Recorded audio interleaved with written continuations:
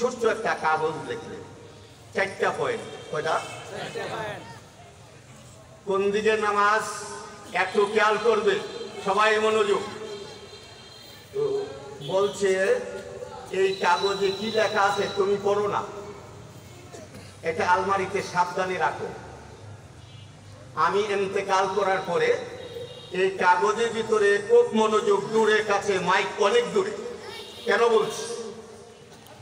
4টা পয়েন্ট লেখা আছে। কয়টা? এই 4টা গুণাগুণ যার ভিতরে পাওয়া যাবে সে আমার জানাজার নামাজের ইমামতি করবে। বুঝছো? বিশেষ করে মুসল্লিরা বুঝো, বুঝো, দূরে কাছে নারী পুরুষ সবাই বুঝো। নামাজ লাগবে কি লাগবে না? লাগবে। বিশ্ব জাকির মঞ্জিলের নামাজ হয় কি হয় না? মসজিদ আছে কি নাই? মাদ্রাসা আছে কি নাই? তবে কথা হলো যাকে দেখতে না পারি তার চলন বাঁকা।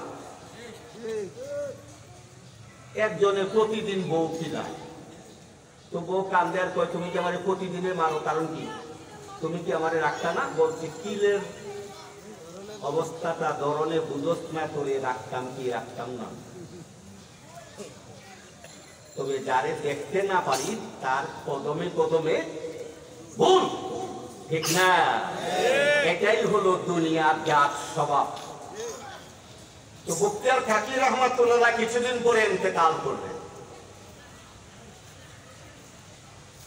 ওই খাদেম কাগজ নিয়া দিল্লির বড় বড় আমিররা, স্বয়ং বাদশাহ সম্রাট শামসুদ্দিন আলতামাস, ওই দেশের বড় বড় ওলিয়াল্লারা, ওই দেশের যত বড় বড় আলেম ওলামারা, দিল্লির বড় বড় সম্রাট ব্যক্তিরা সবাই জানা যায়, লক্ষ লক্ষ মানুষ উপস্থিত।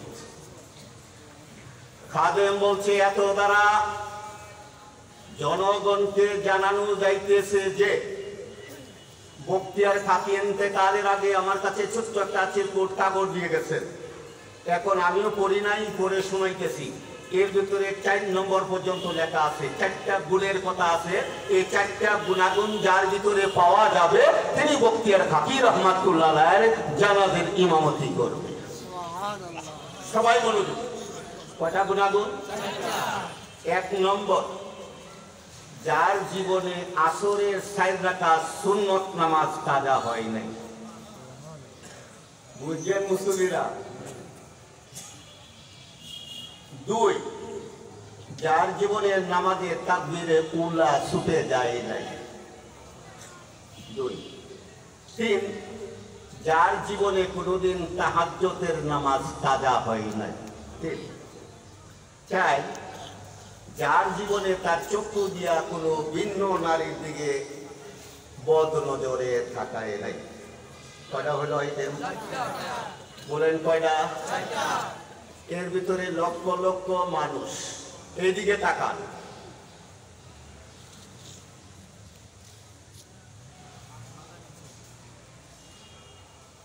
পনেরো 20 মিনিট চলে গেল, কারো কোনো টু শব্দ, সবাই নীরব, খায় খায়। জানাজা কে বলব? একজন আরেকদিকে তাকায় যে কেউ জায়গা থেকে লড়ে না।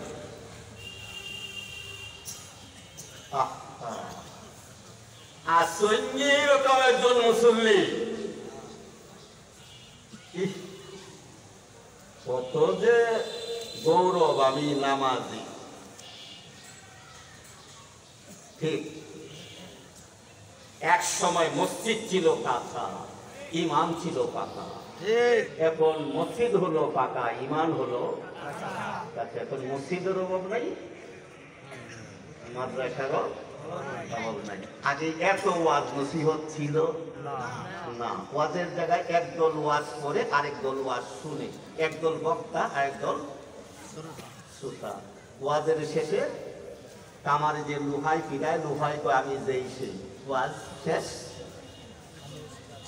যেই যেই বলে যেই যেই। হুজুররা কই বলবো, আমরা কি এত হিন্দা পারতাম না? ঠিক না? ও হুজুর আমরা বলি ওয়াজে শেষে দুই কান যারা দেওয়া হচ্ছে যা শুনছি যা শুনছি তা না শুনছি যেন শুনছি না শুনছি।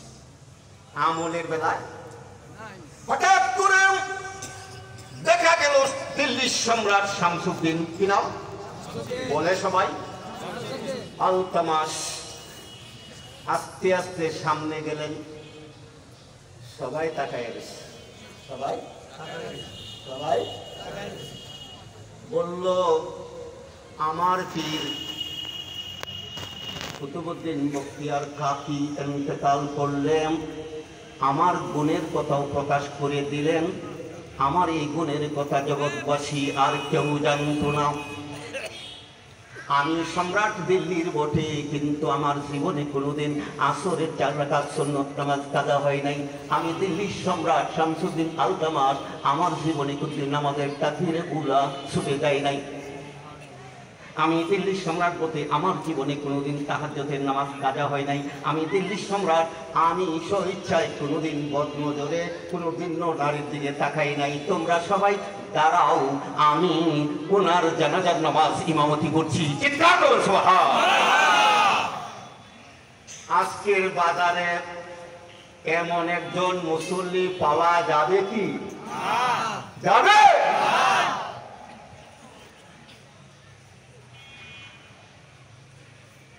শীতের দিনে বোয়াল মাছ খুব দাম, আইর মাছ, শীতল মাছ, কই মাছ দাম। রাঁধুনি 40 বছর রাঁধবে, সমস্যা কোথায়?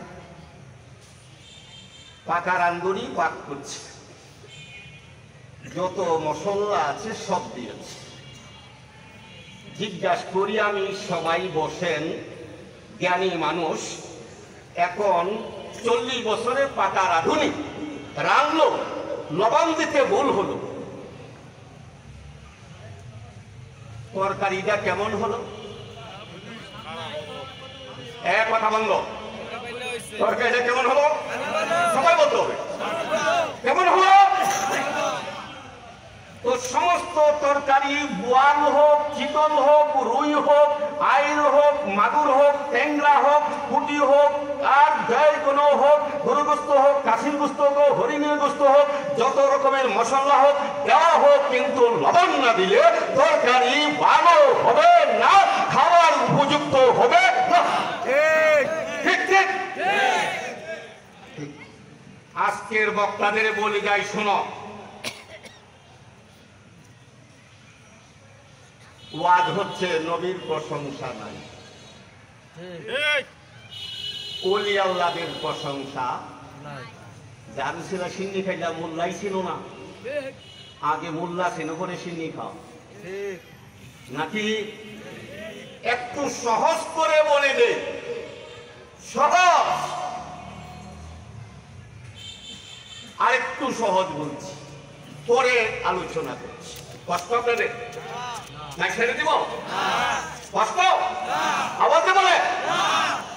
শাহজালাল 360 জন ওলি নিয়া সিলেটে আসলেন। সিলেটে কেউ আছেন? সিলেট কোথায়? উনি আসতেন আরব সাগর পাড়িতে ইয়ামান দেশ থেকে। আমার দিকে তাকান, আল্লাহর হাবিব বললেন, আল ঈমানু ফিল ইয়ামান, ঈমান আছে ইয়ামান দেশে। যে দেশে শাহজালালের বাড়ি ছিল ওই দেশে গিয়েছিলাম আমি। জিদ্দা থেকে আরব সাগর পাড়ি দিয়ে ইডেনে গিয়েছিলাম সাদ্দাতের বেহেশত দেখার জন্য, দেখে আসলাম। ওয়াইস কার্লি যেখানে ইবাদত করতে নবীজির জুব্বা পাইছিলেন দেখার জন্য গিয়েছিলাম। শাহজালালের বাবার বাড়ি দেখতে কারণ শহরে গিয়েছিলাম, ইয়ামানে গিয়েছিলাম। কানিয়া শাহ, আজ ভালো করে শুনো, শাহজালাল মুজাররদ ইয়ামানি রাহমাতুল্লাহ 360 জন ওলি নিয়া সিলেটে আসলে, দেখার পরে বসলে, সিলেটে বসলে ইন্টারভিউ হবে। কি হবে? কি হবে? সকল ওলেরা বলছে, বুড়া হইলাম, জীবন সা, বাড়িঘর সারলাম, ছেলে মেয়ে সারলাম, দেশ সারলাম, এখন বুড়া কালে বুঝি ইন্টারভিউটা বাহির হইল, এখন বুঝি আর কোন ইন্টারভিউ? নামাজের কথা বলছি, পরে বলছি, শোনো। বলছে বালেগ হওয়ার পরে কার জীবনে আসরের নামাজ কাজা হইছে না, উনি দ্বারা কি নামাজ? কোন নামাজ? আল্লাহ ওয়াজ করে আমি না হাফিজু হাফিজু আলাস-সালাতিল উসতা ওয়া কুমু লিল্লাহি কানিতিন। তোমরা মধ্যবর্তী নামাজের হেফাজত করো। বলবে মুসল্লি মধ্যবর্তী নামাজ পড়লা, ওইদিকে ফজরের নামাজ, যোহরের নামাজ, ওইদিকে মাগরিবের নামাজ, ওইদিকে এশার নামাজ, মধ্যে রইল কোন নামাজ? তাড়াতাড়ি বলতে হবে, তাহলে আসরের নামাজের হেফাজত করবে। এখন ভালো করে শুনেন, সব চুপ। 360 জন ওলি আল্লাহ ওই বুড়া কালে একেবারে মানিজ্য যা ছিল সব শেষ। যুবকরা সব একজন যুবক দাঁড়াইছে, কজন? এদিকে কজন? ওকে হাত বাঁধলে বলছে আমি, আমার নাম সৈয়দ নাসির উদ্দিন, আমি দয়াল নবীর বংশধর। শুনো মৌলানা সাহেব, শুনো মুফতি সাহেব, ফলো মাই ফ্রেন্ড, তাদের উসিলায় এই দেশে ইসলাম পরে তাদেরকে সামনে রাইখা, তাদেরকে ভূমিকায় রাইখা পরে ওয়াজ করেন, তাহলে অ্যাকশন হবে। না হইলে লবণ ছাড়া তরকারির কোনো মজা নাই, নাই বুঝলা গেলাম নাই। কয়জন যুবক দাঁড়াইছে? বলছে আমি আপনার সেনাপতি, আমার নাম নাসির উদ্দিন, আমি আওলাদে রাসূল, আমি দয়াল নবীর বংশধর, আমি ইমাম হুসাইনের বংশধর, আমি জয়নালাবদ্দিনের বংশধর, আমি আপনার সেনাপতি। আমার মন সাক্ষী দিচ্ছে আমি বালে ঘুপর করে আমার জীবনে আসর নামাজ কাজা হয় নাই। বলছে ওই যে সাততলা দালান মোনা পাহাড় টিলার উপরে মানে রাজা গোবিন্দ তোমাকে সদর দরজায় দাঁড়িয়ে আজান দিতে হবে। শাহজালাল কি একেবারে কামার নিয়ে আসছিল? জঙ্গি বিমান নিয়ে আসছিল? কি নিয়ে আসছিল? আজকে আজানের অ্যাকশন কোথায়? আজকে নামাজের অ্যাকশন কোথায়? কারণ লবণ নাই, কে নাই, মজা নাই, বেমজা, অ্যাকশন নাই, অ্যাকশন নাই বুঝো। তারপরে আজান দিলে কি দিলেন? আল্লাহু আকবার, আল্লাহু আকবার, আল্লাহু আকবার, আল্লাহু আকবার। আজানও শেষ, গালান বাইয়াও শেষ। হাজার লক্ষ মানুষ একসাথে পড়ে নিল লা ইলাহা ইল্লাল্লাহু। তখন আপনার মাদ্রাসাটা কোথায় ছিল? আপনার মসজিদটা কোথায় ছিল? আপনি কোথায় ছিলেন? আপনার হুজুর কোথায় ছিল? আপনার দাদার পীর কোথায় ছিল? আপনার দাদা উস্তাদ কোথায় ছিল? আমি এই যে মোহাম্মদপুর তৈরিয়ার আলিয়া ছাত্র, কামিল হাদিস 82, আমি মাদ্রাসা আলিয়া ঢাকা বক্সিবাজার 1780 লর্ড ওয়ারিং হেস্টিংয়ের আমলে কলিকাতাতে 40 জন ছাত্র নিয়ে বারাটিয়াক বাড়িতে প্রতিষ্ঠিত সেই মাদ্রাসার ছাত্র কামিল ফিকা ডবল টাইটেল মুফতি গ্রুপ। তারপরে আমি করাচি পোর্ট বন্দর আলিয়ার ছাত্র, তারপরে আমি বসরা বিশ্ববিদ্যালয় ইরাকের ছাত্র, তারপরে আমি তেহরান বিশ্ববিদ্যালয়ের ছাত্র, তারপরে পৃথিবীর সর্বোচ্চ কাদিম জামিয়া আল আজহার বিশ্ববিদ্যালয়ের ছাত্র, পরে 6 মাস রিসার্চ স্কলার বৈরুত লেবানন ইউনিভার্সিটির ছাত্র, পরে 16 বছর ভ্রমণ করে অর্ধ শতাধিক পৃথিবীর দেশ ভ্রমণ করে 16 বছর পরে বাংলাদেশে আসছি ওয়াজ করতে। আমার আগে যে ওয়াজ করলো এবার আপনার আশরাফুল ইসলাম আল আজহারি, এখন সে জামিয়া এবং ইউনিভার্সিটি বিশ্ববিদ্যালয়ে যাচ্ছে। এই যে 25 তারিখ সে ফ্লাইট চলে যাচ্ছে এবং সে মিশর জামিয়া আজহারের ছাত্র যে আমার আগে ওয়াজ করলো। চিৎকার করুন সুবহানাল্লাহ।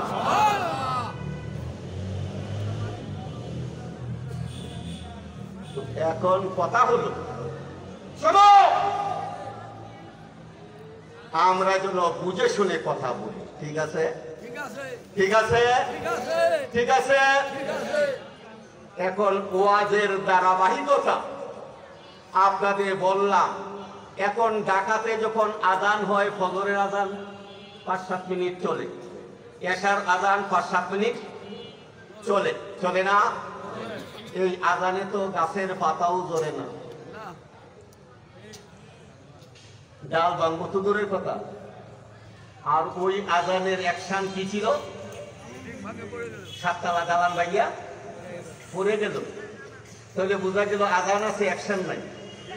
ওয়াজ আছে, অ্যাকশন, নামাজ আছে, অ্যাকশন। এখন জায়গায় আসেন, কি করতে হবে? অ্যাকশন কিভাবে হবে? লবণ ছাড়া তরকারির কি মজা হবে?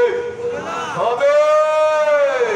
তাই আমার হুজুর বলছেন, বাবা আমাদের দরবারে ওয়াজ কম, জিকির বেশি। কি বেশি? এখন আমার সাথে কথা বলেন, ওয়াজ বেশি নয়, দুই বেলায় সবাই দূরে বলবেন, দূরে কাছে যারা কথা হচ্ছে সমস্যা হচ্ছে, হ্যাঁ আচ্ছা শুন, দুই বেলা শয়তান পালায় কয়বার? কয়বার? সবাই উঠান, কয়বার? দুইবার শয়তান দৌড়ায়, কয়বার?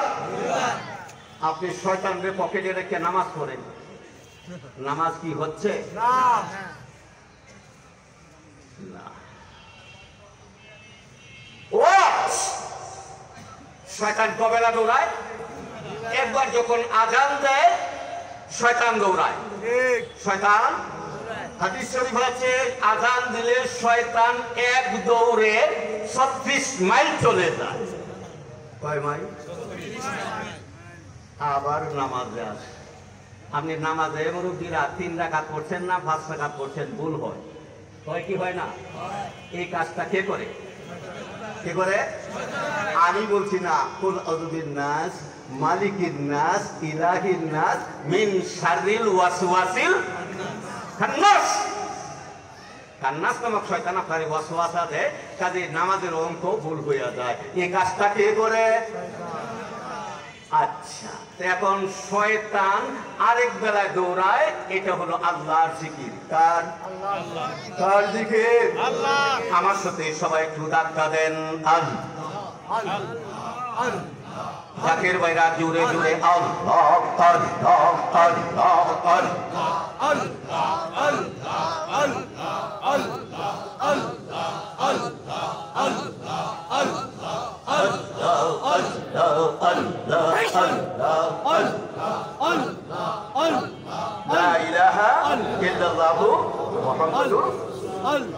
তখন শয়তান থাকতে পারে না। এখন আগে শয়তানকে তাড়াতে হবে, তারপরে নামাজ। এখন শয়তান থাকার জায়গা কোথায়? আল্লাহর ভয় থাকার জায়গা কোথায়? ঈমান থাকার জায়গা কোথায়? হিংসা থাকার জায়গা কোথায়? সব জায়গাটা হলো এই দিকে। জাকের বাইরা বাম দুধের 2 আঙ্গুল নিচ্ছে, কথা বলেন। উপরে চামড়া, তার নিচে গোশত, তার নিচে হাড্ডি, তার নিচে এক টুকরা মাংস, তার নাম আরবিতে বলে হাবেশ সামরা কেউ আছে, তার নাম কাল। জোরে বলেন কি নাম? জাকের বাইরা জোরে। এখন আপনি যে ওয়াজ করছেন নামাজের কথা, নামাজের কথা কোরআন বলছে 82 বার, সবাই বলতে কতবার? আর কালবের কথা বলছে 124 বার। সবাই তো জ্ঞানী মানুষ, কোন অঙ্কটা বড়? 82 বড় না 124 বড়? তো নামাজের কথা বলো হলো 82 বার, কালবের কথা বলো হলো 124 বার। তাহলে আপনি বারবার নামাজের কথা বলছেন, অন্তত 2-1 বার কালবের কথা হয়ে যায়, না হলে তো ওয়াজটা একতরফা হয়ে যায়। এটাও কোরআন, এটাও কোরআন। তো সবাই কোরআন শরীফ মানবে, সব কোরআন মানবে না? মাঝে মধ্যে মানবে, মাঝে মধ্যে বাদ দিবে। কোরআন শরীফ সবাই কি মানবে? সব কোরআন কে মানবে? পুরা কোরআন কে মানবে? আল্লাহ কবুল করে। তো নামাজের কথা হলো 82 বার, আর কালবের কথা হলো 100 কতবার? এখন শয়তান থাকার জায়গা কাল, জিকির কাল, মহব্বত কাল, ঈমান কাল, হিংসা কাল, সব কাল। এখানে হাদিসের ভাষায় দেখি, হাদিস কি বলে? আশ-শাইতানু জাসিমুন আলা কালবি বনি আদম ইযা যাকারাল্লাহ ফানাসা ওয়া ইযা গাফালা ফাওয়াসওয়াসা। মানুষ শয়তান, শয়তান ইন্না শাইতানা লিল ইনসানি আদুউম মুবিন, নিশ্চয়ই শয়তান মানুষের প্রকাশ্য দুশমন। হাদিসে আল্লাহ নবী বলেন এই শয়তান মানুষের কালবের ভিতরে উৎপাইতা বসে থাকে। যখন মানুষ জিকির করে শয়তান পালিয়ে যায়, যখন তাকে গাফেল পায় তখন সেই শয়তান কালবে উৎপাইতা বসে থাকে, ওয়াসওয়াসা, তাই ওয়াসওয়াসা দেয়, কুমন্ত্রণা দেয়। কাজে এখন আপনাদেরকে বলবো, প্রশ্নের জন্য বাংলাদেশের রাজধানী কোথায়? ঢাকা। জোরে বলেন। এই 3.5 হাত বড়ির ওয়াজ তো হইল, কিন্তু রাজধানী তো শয়তান মুক্ত হলো না। তাইলে আমি বলবো আমার জাতি ভাইদেরকে, আগে শয়তানকে তাড়ান করে মানুষকে নামাজের কথা, হেদায়েতের কথা বলেন। শয়তানকে রাইখা যত আপনি মালিশ করেন উপরে ফিটপাট, ভিতরে সদরঘাট, কোনো লাভ হচ্ছে না, তাসির হচ্ছে এই জন্য ওয়াজ শুই না কোনো লাভ। তাহলে 3.5 হাত বড়ির রাজধানী কোথায়? জোরে বলেন কোথায়? এই কালবে আগে আপনি শয়তান দখল মুক্ত করে। এখন শয়তান রাজধানীতে কামান নিয়ে বসে রয়েছেন, আর আপনি কি করলেন? একেবারে টেকনাফতে বয়ে রইলেন জঙ্গি বিমান লইয়া। আগে রাজধানী দখল করে। এই 3.5 হাত বড়ির রাজধানী হলো কাল। জোরে বলেন, জোরে বলেন কাল। আর এখন বলবে মুসল্লিরা, সাহাবী, দূর থেকে কাফের থেকে জ্ঞানী গুণী সবই নারী পুরুষ, একজন সাহাবী প্রশ্ন করছে, ইয়া রাসূলুল্লাহ, সবচেয়ে বড় আমল কোনটা? বলছে জিকির। সবাই বলতে হবে কি? ওই পাল্টা প্রশ্ন করছে, ইয়া রাসূলুল্লাহ, আমি জিহাদ করি। বলছে করো। আমি কাফের মারি, মারো। আমার হাত কাটা যায়, কাটো। আমি রক্তে রঞ্জিত হই, করো। আমার তরবারি ভাঙ্গা যায়, আমি শহীদ হইয়া যাই, রক্তে রঞ্জিত হইয়া যায়। কাফের মারি, তরবারি ভাঙ্গি, রক্তে রঞ্জিত হয়। এই পর্যায়ে বড় আমল কোনটা? শুনে নাও। আল্লাহ হাবিব বলেন, এর পরেও সবচেয়ে বড় আমল, তার নাম জিকির। তার নাম কে? জোরে বলে, জোরে বলো।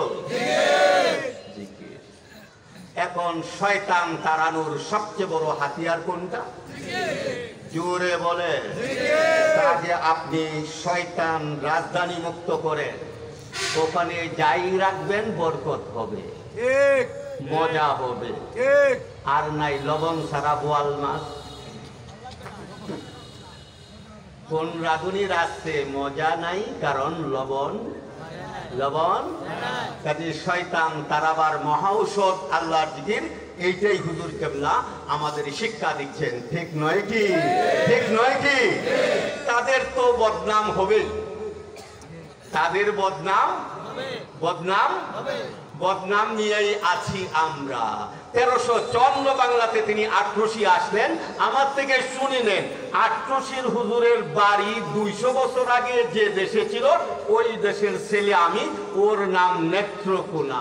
নেত্র মানে চোখ, মানে কোনা মানে কোনা, অর্থাৎ চোখের কোনায় আমার বাড়ি।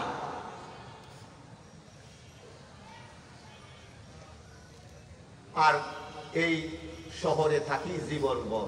আপনাদেরকে বলে যাই এই কথাটা, যে আজ আপনাদেরকে বলে দিব, এমন একজন ব্যক্তি 200 বছর আগে হিজরত করে আসলে শেরপুর, যাকে বলেন কোথায়? শেরপুর পাকুড়িয়া থেকে ওনারা আসলেন। হুজুর কেবলা 8 বছর বয়সে আসলেন। তার পীরের বাড়ি, যাকে যারা জানেন বলেন কোথায়? এনায়তপুরে। ওনার পীর ওনাকে পাঠালেন একটা অজয় পাড়া গ্রাম, না রাস্তা, না ঘাট, না কোনো একটু ঠিকানা। তার নাম 8 রশি। কয় রশি? এখন বড় বড় শিক্ষিতরা শুনেন, আপনার আমার চাকরির সময় বায়োডাটা দিতে হয়, ঠিক না? অ্যাড্রেস। এখন আমরা 8 রশি কারা হটিস 8 রশি একটু শুনে নেন, কালকে তো রোজ হবে না। ঠিক নয় কি? আমাদের যে বদনাম, এখন বিশেষ করে উলামায়ে কেরামদের দরকার। আপনারা বেশ করেন আমার কথা, ফলো করেন, পরে আপনি যেখানে খুশি সেখানে যান। এ পাক ভারতের দিল্লির জীবন সম্রাট, একজনের নাম সম্রাট আকবর, কি নাম? আরেকজন সম্রাট জাহাঙ্গীর। এই দুইজন সম্রাটের মোকাবেলায় জিহাদ করে আমাদের তরিকার সম্রাট মুজাদ্দিদ আল ফেসানি সেরহিন্দি ফারুকি এই পাক ভারতে ইসলাম প্রচার করলেন, তখন আমরা ছিলাম কোথায়? একটু কি চিন্তা করছেন আমাদের বদনাম? সেই মুজাদ্দিদ আল ফেসানির খলিফা সৈয়দ আদম বিন নুরি রহমতুল্লাহ আলাইহ, তার খলিফা সৈয়দ আব্দুল্লাহ আকবর আবাদি রহমতুল্লাহ আলাইহ, তার খলিফা শাহ আব্দুর রহিম মুহাদ্দিসে দেহলভী রহমতুল্লাহ আলাইহ, তার খলিফা শাহ ওলিউল্লাহ মুহাদ্দিসে দেহলভী রহমতুল্লাহ আলাইহ, তার খলিফা শাহ আব্দুল আজিজ মুহাদ্দিসে দেহলভী রহমতুল্লাহ আলাইহ, তার খলিফা সৈয়দ আহমদ বেরলভী রহমতুল্লাহ আলাইহ, তার খলিফা সুফি নূর মোহাম্মদ নিজামপুরি রহমতুল্লাহ আলাইহ, তার খলিফা কুতুবুল ইরশাদ শাহ সৈয়দ ওয়াজেদ আলী রহমতুল্লাহ আলাইহ, তার খলিফা আসাম বাংলার পীর শাহ ইউনুস আলী এনায়েতপুরি রহমতুল্লাহ আলাইহ, আমার দাদা পীর, তার খলিফা বিশ্বগলি খাজা বাবা ফরিদপুরি জিলাখন সুবহানাল্লাহ। আমরা কি তুরাগ নদীতে বাইসে আইছি? আপনি আগে রেকর্ড খুঁজেন, আমাদের রেকর্ড তো তামার হাতে লেখা।